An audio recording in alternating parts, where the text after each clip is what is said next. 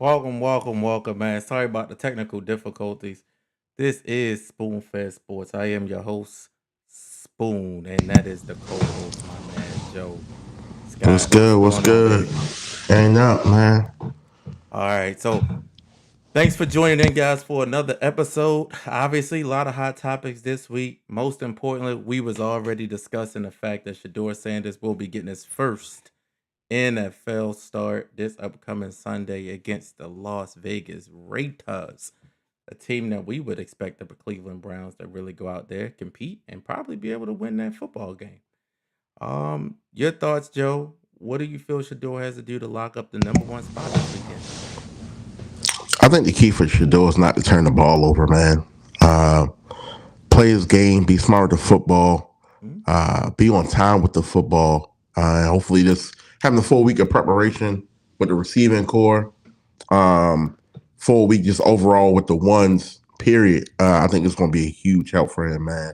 And I think we're going to see some good results from the kid. Like I said, as long as he don't turn the ball over, man, and as long as he gets rid of the ball on time, I Yeah. think he'll be fine. So what would you define like fine? I guess because in the NFL they always say you don't lose your job due to injury, right? So what do you feel Shador has to do to go out there and really put a stranglehold on this where the coaching staff next week when they come back, they're not saying, hey, Dylan Gabriel's healthy. It's his job again. Shador did what he was supposed to do. He filled in as a backup quarterback. Um, I don't know. And there's already questions going crazy in the chat on. Go ahead. I don't know if there's anything he can do per se to win the job for the rest of the season because Mhm. and I only say that because I feel like Stefanski is so hell bent on Gabriel having the job. Um, and it's not like we can go back and look at Gabriel's stats and say, well, he put up numbers. Mhm. I can see why Stefanski wouldn't want to give anybody else a job. The truth is, Gabriel hasn't done really anything to earn that job or to keep that job. But even with saying that, I feel like if, let's say, Shador goes out there and throws for 200, 200 to 225, 240 yards, Mhm. two touchdowns, I still don't think that would give him the job, which is crazy to me because if he goes out there and does that, Yeah. that's already his first game is better than any game Gabriel's had. Right. But I feel like he's gonna die. He's gonna die on that limb with Gabriel, man. I think he's just overly committed to that kid.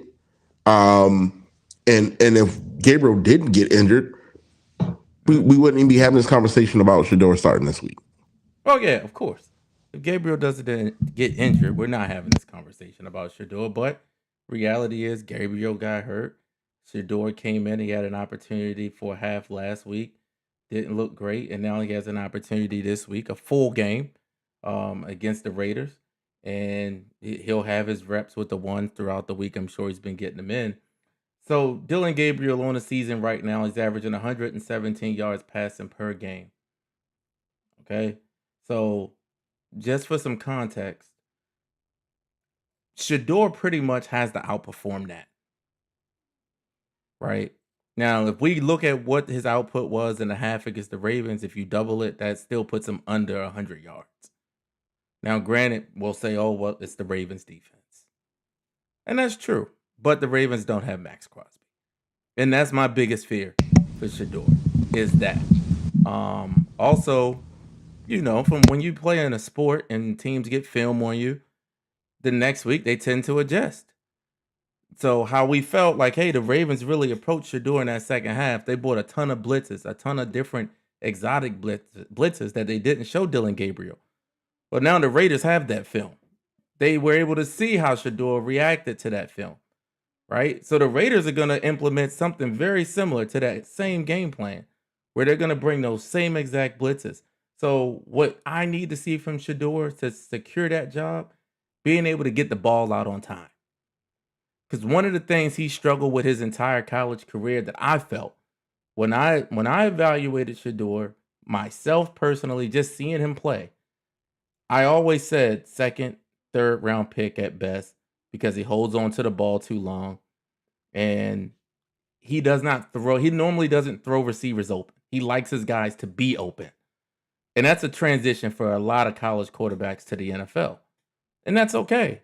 But the holding on to the ball too long thing was always the thing that scared me about Shedeur. So this Yeah, week he has to be decisive, right? It I has to agree. get out. It has 1, 2, 3. Like his that third step, ball has to come out. I agree. He And can't continue to pat that football. I'm hoping they build the game plan this week around that because we both know Shador is more accurate than he is cannon arm.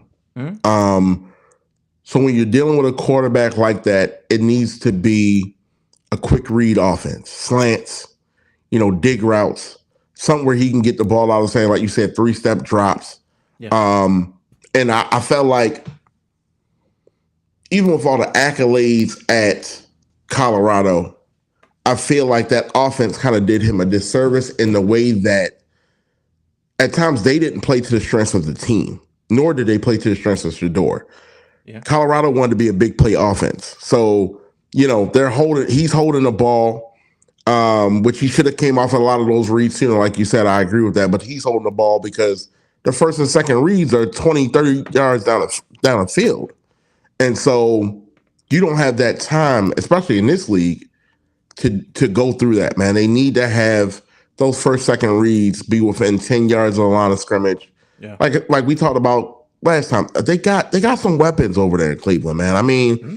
they got some talent there. If you can put him in the position with his timing, with his accuracy, and really that's like I said, that's his strength in my opinion. It's his accuracy. Give the kid a chance to hit, Fannin on some digs, hit Yeah. Judy on some slants, and I think you'll get a good game out of the kid. And I don't think that offense in Cleveland, period, is good. And I think that's more so a reflection on the coaching staff than the players. I know we beat up on Gabriel, but you go back and look at even the Ravens tape when he was in the game, and you look at some of the route combinations those guys were running, and you're not really putting either one of these guys in a position to be successful Yeah. because it's a lot of junk that offensively that Cleveland's throwing on tape. Yeah. So Stefanski's taking a lot of heat. And we tend to forget he's two-time coach of the year within the last 6 years. Not like he was coach of the year in 2010. Like within the last 6 years, this guy's been coach of the year 2 times. So I find it hard to believe he forgot how to coach football. Like I don't believe that for a second. I do believe the Browns mismanaged the entire quarterback room from the jump, right? You because the Kenny, I think it's like signing Kenny Pickett, bringing back Joe Flacco, like it was just a lot of mistakes made Yeah, to start off because there was never a reason. The if Browns we catching did, a lot of heat for something that 31 other NFL teams didn't do 4 times, drafting Shedeur. Like I yeah, think we forget that part. yeah, Like I we're agree. like, oh, well, they're setting them up to fail and this that. Yeah, but 31 other teams passed on this guy twice. Yeah, I mean, four and times. I'm sorry. They passed on him 4 times. They could have drafted him, and they said no, we don't want him. right, So the Browns even taking him is like, okay, they saw something in him. right, And the issue where, like with the reps, mini camp, and one of the things I believe that really hurt Shador was getting hurt in the preseason, right? Because he had a good preseason game that won against the Panthers. yeah, Was really good, on time with his throws, accurate with his throws, and then he came back and he struggled. yeah, yeah. He That missed time. momentum He right missed there, reps. yep, Yeah, that right there, that's what hurt, and it yeah, set him back, and that opened the door for Gabriel to step in. But yeah, as we've been saying, for Shador, you don't have to go out here and throw for 250 yards. You don't even have to win the game. You just can't look how you looked last week. That's where I'm at with Shador right now, man. I'm thinking 150 to 175 yards. If I can get that from him with zero interceptions, because you got Yeah, one of the best defenses in the league, you have the best defensive player in the NFL in Miles Garrett, right? Not a game plan as far as don't lose it for us, but a more so a game plan as to make the plays when they need to be made. yeah, 3rd and 4, 3rd and 5, 3rd and 6. We yeah. need to be able to convert those and have a successful running game because Absolutely. Raiders gonna try to stop the run. They're not gonna let Yeah, Junkins run all over him. yeah. No, absolutely. They're going to force Shedeur to beat him. And just to kind of double back to what you were saying, man, about 14's passing on Shedeur. I support the kid, but he also hurt himself a lot during the draft process because if the rumor mill is to be true and what we've heard from a couple organizations, the Mm-hmm. Ravens were interested in drafting him late. The Eagles were interested in drafting him late. But you didn't want to go there because you felt like they had franchise quarterbacks and you weren't going to ever get to play, which I Yeah. understand. But you have to be at a point after you get past a certain round where you're like, look, it's going to be probably a situation where I'm at least sitting for a year. I'm learning, trying to figure things out, and he would have been in good situations in both of those organizations, two good organizations. And for Ravens, for instance, I mean, Lamar was down for what, 3, 4 games. That Yep. could have been him on the field, I mean, Could have been him. so, um, that's one thing that hurt him. But also going back to the Cleveland thing, like you said, 6 years, but they mismanaged this organization overall so bad, man. That contract to Watson, all guaranteed money. Watson out there walking around on his second torn Achilles or whatever with the boot out there with his girlfriend on the mountain or something crazy, like Yeah. just being wild, man. But like they put themselves in a situation because they had Baker. Baker had just took them to the playoffs. Yep. They got a playoff win, Yep. and then they moved off of Baker. For why? Yeah. Like Baker had progressed. He was showing promise. He had showed the potential that made you draft him number one, and then you said, it's too late. Yeah. A And lot now of you're what in this Cleveland position. Yeah, a lot of what Cleveland did with the Baker Mayfield thing is puzzling. I know a lot of it had to do with Odell, right? His father stepped in and had a lot of things to say about how Baker Mayfield wasn't able to get his son the ball and things like that. Which nobody's father on the outside should have an impact on your organization on the inside. Exactly. And they were winning games. So it's like, man, Yeah, chill out. people forget the Relax. Browns were just in the playoffs. What 3 years ago? Yeah, man. They was there. Beckham and Landry, and I mean, and Joker was still there. I mean, No, they made the playoffs with Joe Flacco 3 years oh ago. yeah, they did. I forgot about that. Damn. Yeah, they were They just. That's what did I'm get saying. in. This team was just in the play. So that's why when it's like, oh, the talent, I'm like, no, it's a top 5 defense, Yeah. and they have talent. Yeah, They have absolutely. talent. I, It I just just, it I, just I it's mismanagement at the front office, in my opinion. Just it starts there and yeah, just kind of runs downhill. So yeah. All right, let's pivot, man. Obviously, we got a heavyweight battle on deck this weekend. A lot of issues in Philadelphia right now. Right, everybody's talking about what's going on in Cleveland, Philly. What? I mean, AJ Brown, Saquon Barkley, are both having seasons they will both want to forget about at this particular point. And the Dallas Cowboys, they're able to score points. Oh. So I ask you this. Do you feel because this game is in Dallas, how confident are you in Philly being able to go into Dallas and get a win on Sunday? um it all comes down to Philly's defense, man. Like Okay. Philly's defense is gonna have to have a game where they slow that Cowboys offense down and holds them to, I'm gonna say, 24 points or less for the Eagles to be in the game. Um, because if Dak is able to get back there and get the ball downfield to Pickens, get it downfield to Lamb, they're going to be in for a long day because I don't. That Eagles offense needs a defense to make so many mistakes for them to score 30. So if it turns into the Eagles need to put up 30 plus, I'm not sure with the way their offense looks now that they can do that. Because if we're being honest, it's what we talked about last year, and we caught a lot of flack for this, that Jalen Hurts, while he's a good quarterback, he's not elite, man. And you're never gonna be able to tell me otherwise. I'll give you what he did in the Super Bowl. Great performance. Great performance in the bowl. Yeah. But KC also came in with, we're going to make you beat us. And he did. So kudos to him. But now you're having to do it almost every week to win. Yeah. Like the defense right now is the one, holding the fort right now. And you guys are just trying to get 20. And you're not going to just be able to get 20 versus that Cowboys offense. I don't believe, wow, I have a lot of respect for Cooper DeJean and Quinyon Mitchell. Yeah. Pickens and Lamb are different animals, man. They're just different. They're not, you know what I mean? Like you're not facing, little small body receiver. We're talking about guys that can go up and get it, that can absolutely run routes.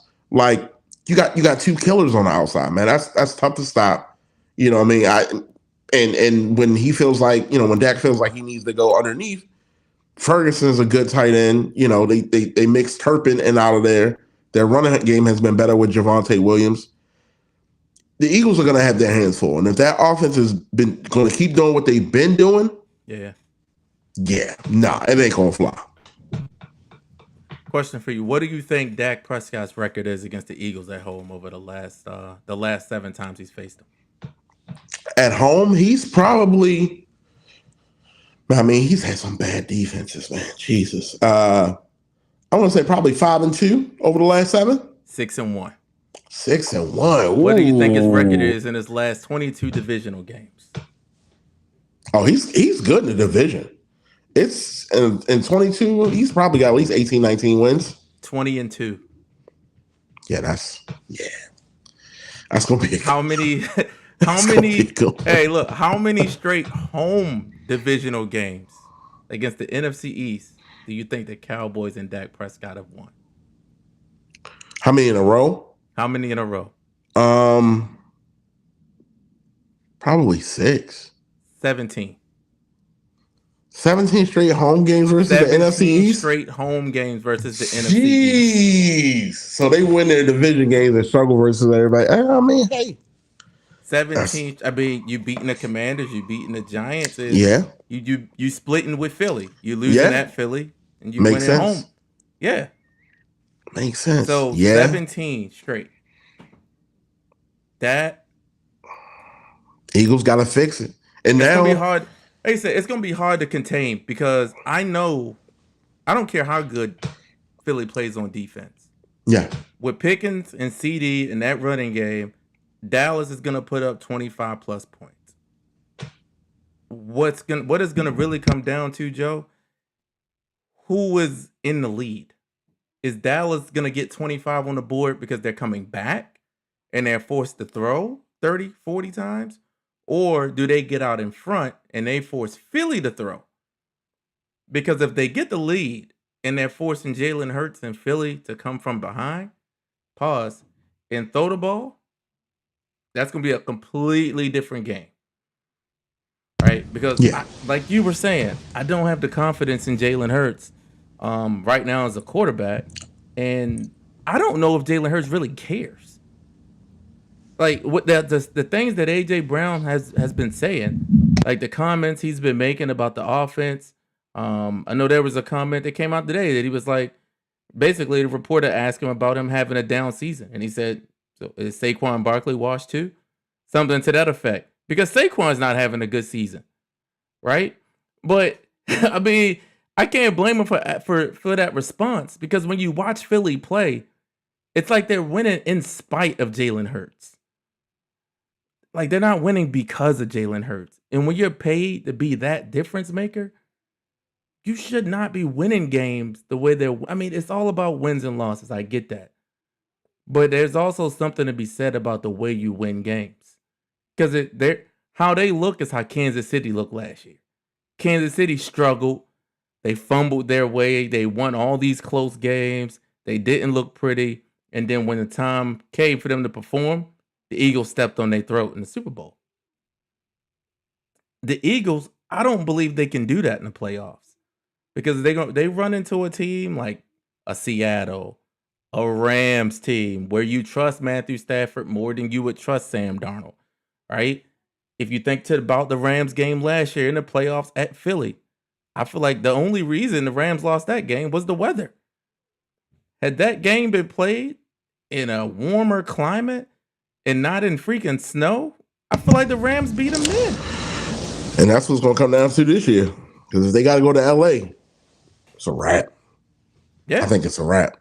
So this game coming up with Dallas is huge. Right. Yeah. It's a big game because home field, as you just mentioned, that home field advantage is going to play a huge role. This game is really important. Philly needs to get this game. They need to get Yeah. this game on the road. I agree. Game on the road. Before we hop into our last topic, give me what your thoughts on what are your thoughts on how LA looked first game back for LeBron? I thought they looked good, man. Braun came in and fit right in, man. I mean, it looked like he appreciated and respected what the team had been doing without him. And he just had a let me get in where I fit in kind of mindset. And one thing about Braun is he's one of the highest basketball IQ players ever. Like his basketball IQ is through the roof.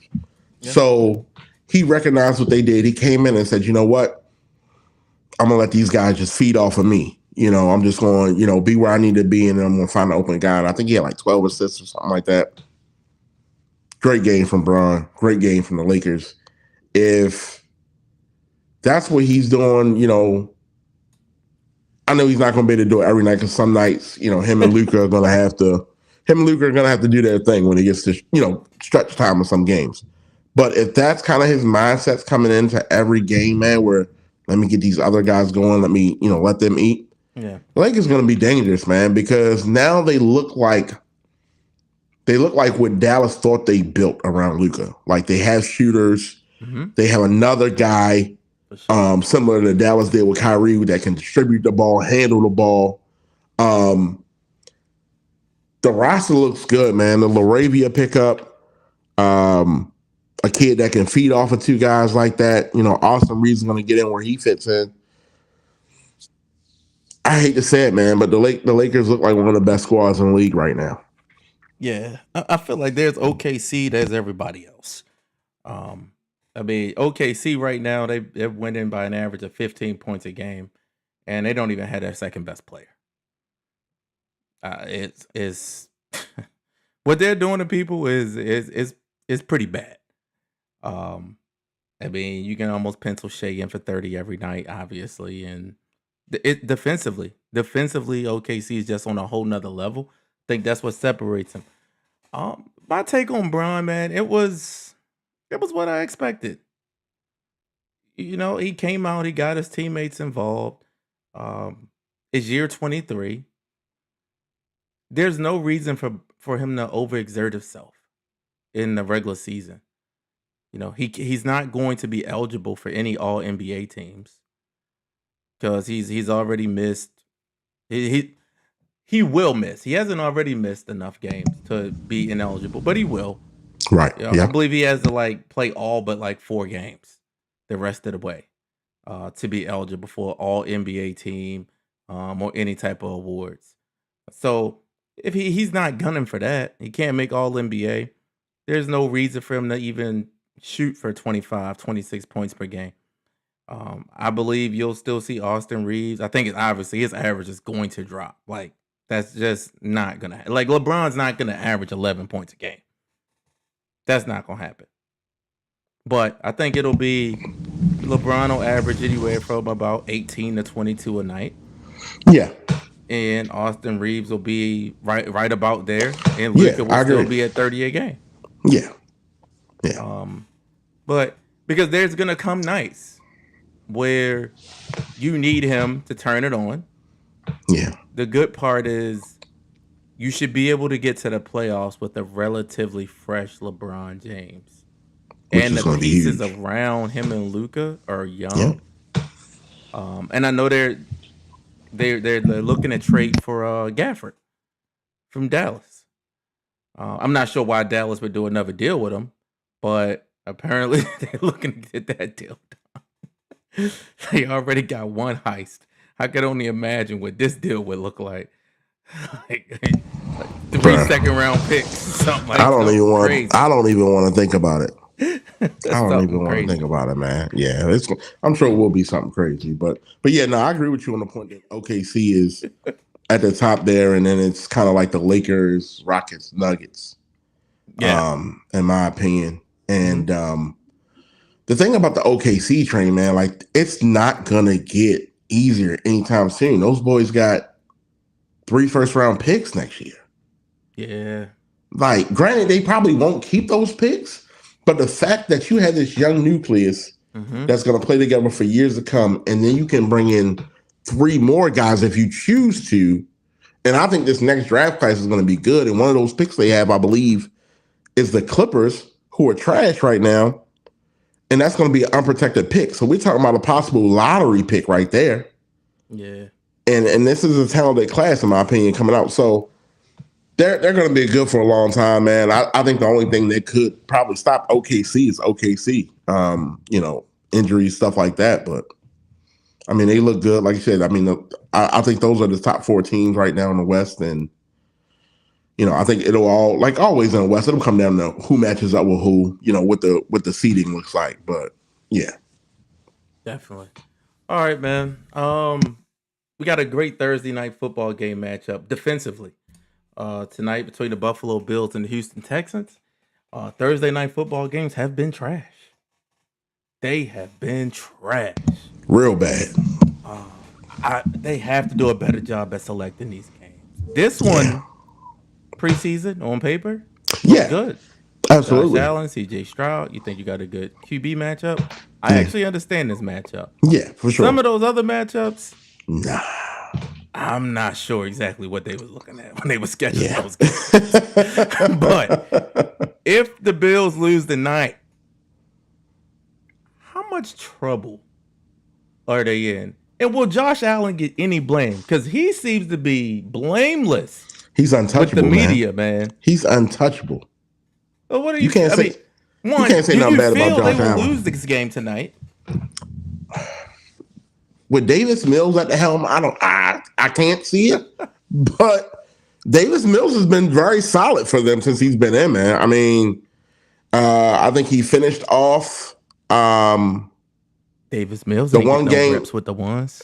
Yeah, I mean, yeah. I mean, well, Davis Mills has been around for a long time now. He used to be the starter at one point before Stroud was drafted, but I don't see it. But it seems like on these Thursday night games, like these games get wild. Mm, And the Texans have a legitimate front seven that can contain Josh Allen, that can sack him and get him off his spot and not allow him to do the whirling dervish throws and all that stuff he likes to do. So if the Texans can score some points, yep. I think they'll be all right. And I mean, Nico's there. The young boy at running back Marks has been good for them. Yeah. So if they can get into, because I think this will be like a 27-24 type of game. Like if they can get to like the mid 20s, they got a shot. You're giving a prediction. They 27, got a shot. 24. Who? Yeah, man. I mean, Texans possibly. I mean, I'm gonna tell you what. I took them on the books. I took the Texans to cover 6.5. Okay. So I think it'll be a one possession game, Yeah, one way or the depending. other. Yeah, depending on where you're betting at, between 5.5 and 6.5. Yeah. It's the number that I've been seeing all day as well. I took Texans +6. Mm. I'm with you. I'm much lower on the score. I took Texans +6, but I believe Texans outright win this football game. I'm thinking 17 to like 12. I'm thinking a really low scoring game, like Okay. really, really low scoring. both of these defenses can defend the pass really well, Yeah. right? And as you mentioned with Mills, he has a ton of experience. This being a game in Houston, for me, that's the part right there that makes it a safe +6 pick, and you should be just fine in a potential outright winner. If it was at Buffalo, I would feel totally different with them on the road. But at Houston, with that defense, D'Amico Ryan's coaching, I trust the Texans to be able to get it done. They the Bills really do not have a matchup for Nico Collins, right? So completely expect Nico Collins to go off tonight. If anything, but as you mentioned, with Marks, they can be balanced. They can run the ball. And if you want to take it a step further, the game plan you see tonight for the Texans is the game plan the Browns should be looking to implement probably on Sunday for Shedeur. Because if you look at Mills over the last couple of weeks, they're not asking him to go out there and throw it 45 times. They're not asking him to do anything crazy. Their offenses look better with him than it looked with CJ Stroud before he got hurt. Yeah, because they want to throw the ball 45 times with CJ behind that suspect pass blocking O line. Right. Marks looks good. Yeah, Right. I'm with you. It's amazing how production starts to replace the name. Right. You got Nick Chubb, but you got to understand Marks right now is a better back. Right? So you go with the guy that's better. 100%. And that's something that Houston's doing. It got them back in the race. A win tonight for Houston puts them at 6-5, right in the middle of the wild card race with everybody else in the AFC. Yeah. I mean, it's going to be a dogfight to the wild card. If Buffalo drops this game, that's their fourth loss. It's not looking good for them to catch up to the Patriots at that point. Oh, no. So that leaves Buffalo as probably the 5 seed with possibly a first round matchup against our Baltimore Ravens in Baltimore. They don't want that smoke. M&T going crazy that day. I can say that now. That's the problem. That's the problem, Joe. That's what scares me. That's what scares me right there. That right there is what scares me, bro. I've been let down too many times. Yeah. I get PTSD whenever I hear the Ravens with a home playoff game. You know what? I'm with you, but if we're going to have one, I want it against somebody that the media loves. Because I want them boys on ESPN and NFL Network to have to have to just take it, bro. Like because they love, like you just said, they love Josh Allen. Josh Allen does no wrong. So if he has to come in Baltimore and they get destroyed and Lamar has a great game, I don't want to hear nothing else about this guy, man. I want to, because even last year, you go back to the game against the Ravens in the playoffs, I think he threw for like 130 yards, maybe. Yeah. And they still were like, oh, Josh Allen played the best game ever. Come on, dog, get out of here. Because if Lamar threw for 130 yards, y'all be like, oh, I mean, they won, but he ain't really do nothing. The double standard is crazy. So I would love to put their favorite guy on the couch. Yeah. Josh Allen gets a lot of credit for not having a bunch of help, but the media seems to forget 3-4 years ago when Lamar Jackson did not have help. He got credit, but not to this extent. Like Josh Allen won an MVP last year based off of that. But this will be interesting tonight because another thing that's been going on is this Keon Coleman situation. Yeah. Last week, before bench, not playing, dancing on the sideline, undressed, not even in uniform. Right. Just a healthy scratch. Yeah. The Bills' wide receiver core is not that deep to just healthy scratch Keon Coleman multiple times. So you put him in a must-win tonight. Yeah. I believe this is a must-win game. Yeah. Because right now, the way Buffalo's playing offensively, I just can't trust their offense. Like you said, 25, 30 points, that's a lot to ask for their offense now. Yeah. especially with Kincaid out. Yeah. Right. So you're dependent on Shakur. You're dependent on Palmer. They bought I mean, and obviously Dawson Knox, Ty Yeah. Gabe Johnson, James. Davis is back. Like, yeah, like they got a bunch of guys. Yeah. They don't have that explosive playmaker at wide receiver, and that's what Keon Coleman was supposed to be. Yeah. So if he does not play again tonight, And just to give the folks a tidbit, for anybody that's betting tonight, man, if you're looking at wide receivers for the Bills, look at the kid Shavers. yeah, He was the most targeted last week without Keon Coleman. I'm not sure if he started, but he was out there for the majority of the reps. Because it's not, like you said, a receiver is not much. Gabe Davis is still getting into game shape. Shakir is kind of being focused on now as a number one, so he had to find something else. And I think Shavers ended up having like 10 catches or something for like 90 yards with a TD. yeah, So he might be somebody worth laddering tonight. I haven't looked at what those odds look like, but that could be something to take a look at. And I think that might be who he kind of favors again tonight, honestly. But the one thing about that Texan secondary, they're aggressive, man.